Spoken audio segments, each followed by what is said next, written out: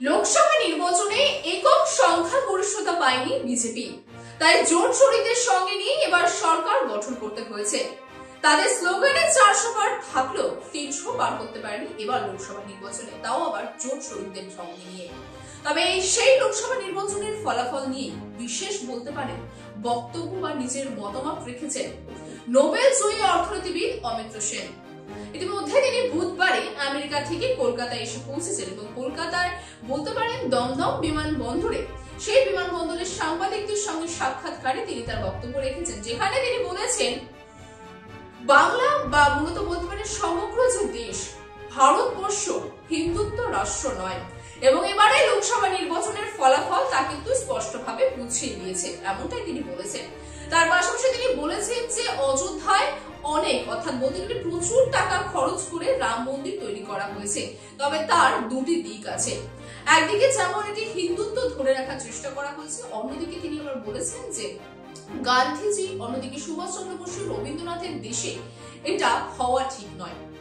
শুধুমাত্র তাই নয়, তিনি অন্যান্য বিষয় নিয়েও কিন্তু তার মতামত দিয়েছেন, যেখানে তিনি বলেছেন কিন্তু কেন্দ্র সরকারের আর্থিক বৈষম্যের কথা। কেন্দ্র সরকারের আর্থিক বৈষম্য নিয়ে তিনি বলেছেন যে ধনীদের উপর বেশি নির্ভরশীল এই সরকার, অন্যদিকে দরিদ্ররা কিন্তু কোনোভাবে বলতে পারেন যে প্রথার মতন অবহেলিত হয়ে আসছে এই সরকারের আমলে।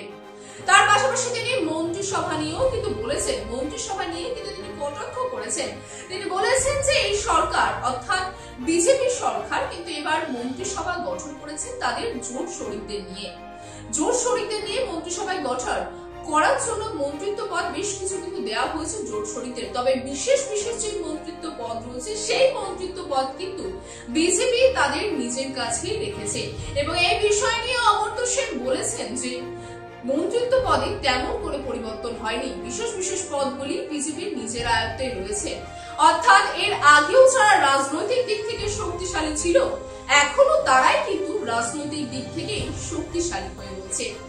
তার পাশাপাশি তিনি এটা বলেছেন যে এবারে লোকসভা নির্বাচনের এমন যে ফলাফল অর্থাৎ যে ফলাফল বেরিয়েছে সেই ফলাফলের কারণ হচ্ছে বেকারত্ব।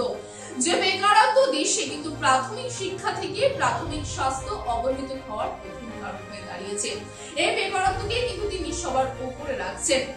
তার পাশাপাশি তিনি এটাও বলেছেন যে কংগ্রেস এবং বাম আমলে তাদেরও অনেক কিছু তিনি পছন্দ করেনি, অনেক কিছুতে তার প্রশ্ন উঠেছে, কিন্তু সব থেকে বেশি কষ্ট পেয়েছেন তিনি এই সরকারের সময়ে এবং তিনি মনে করছেন যে এই সরকারের সময়ে যে পরিস্থিতি সৃষ্টি হয়েছে সেই পরিস্থিতি সম্পূর্ণভাবে অর্থাৎ অতি দ্রুত কিন্তু চেঞ্জ করতে হবে, অতি দ্রুত তার পরিবর্তন ঘটাতে হবে।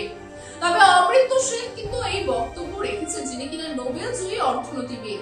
তবে আপনারা কি মনে করছেন সত্যি কি ভারতবর্ষ যে হিন্দুত্ব রাষ্ট্র না সেটা প্রমাণ করে দিয়েছে এবারের লোকসভা নির্বাচন? আপনাদের কি মতামত নিশ্চয়ই জানাবেন।